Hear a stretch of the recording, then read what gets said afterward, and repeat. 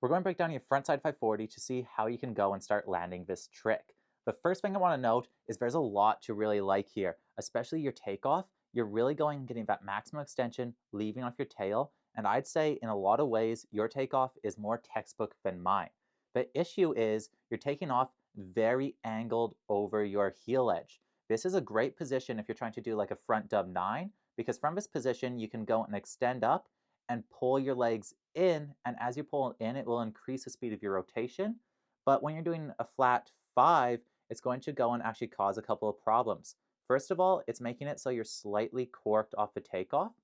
This is making it so when you come around for the 540, you're going to be landing tail heavy because your axis of rotation isn't correct in order to get the 5 around. It would work again for the 720. If we went and looked here, we could see that if you rotated the 7, you would end up landing relatively good.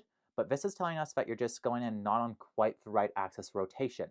So an easy way to go and fix this is to just make sure that you're not letting your upper body go and get this extended, this tall straight. Instead, making sure that your upper body is staying a little more stacked towards your toe edge. Because this whole posture is really good, the only issue I'm having with it is it's all very set over the heels, and that's going to exaggerate any axis of rotation you have coming off the takeoff. So to fix this, just keep this upper body a little more over the balls of your feet, your chest a little bit more stacked over, and that'll help you go and snap the rotation and keep it a bit more flat. The next thing that's messing you up here is just your arm extension and the rate of extension. You're going and fully extending yourself a little bit too early. So we can see that like right here, your extension is going very up and it's not really having much sideways momentum. This is making it so you get great pop off the jump, but you're going and sacrificing that rotational pull through. So you can go and fix this by going and keeping these arms a little bit lower, making it so you're throwing more across your body instead of lifting up.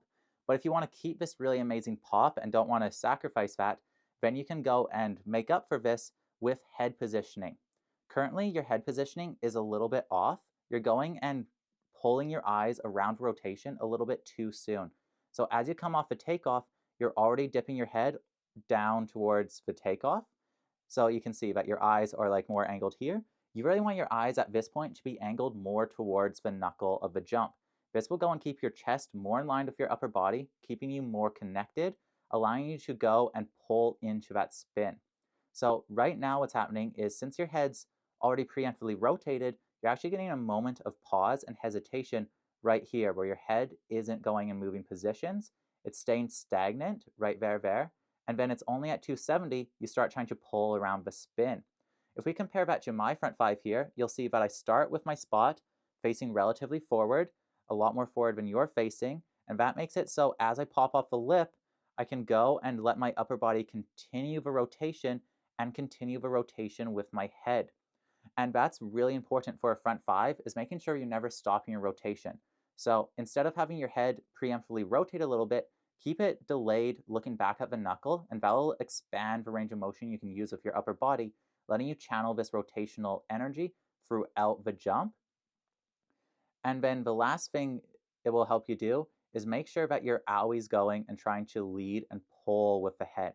That's where this trick is difficult because you don't want to be going and pulling your head right down, trying to look for the landing right away off the takeoff. You need that second of looking forward, getting your body aligned, and then bringing everything together and pulling through in order to go and get this rotation around while keeping the core tight. But then all you need to do is just continue pulling with that arm. I'd recommend switching your grab.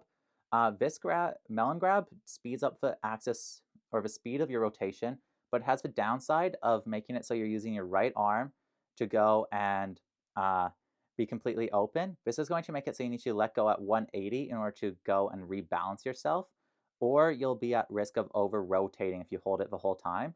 So going and changing your grab here to grabbing with this hand will let you go and pull with your front hand, hit the grab, and it should give you a more balanced position. And it's just a better grab for front 5s. It trains a better axis of rotation, and I think it will work a lot better with your pop than the melon. So final recap, everything's looking really good here. I'd go and make sure that you're throwing your upper body a little bit less up, focusing less on extension, letting that spin come through your torso a little bit more. Delay the rotation on your head. Keep your head looking forward a little bit longer. This will make it so your upper body is slightly less rotated off the lip, letting you keep your core and everything more tight, making it so as you go and pull everything in together, it's going to accelerate your rotation.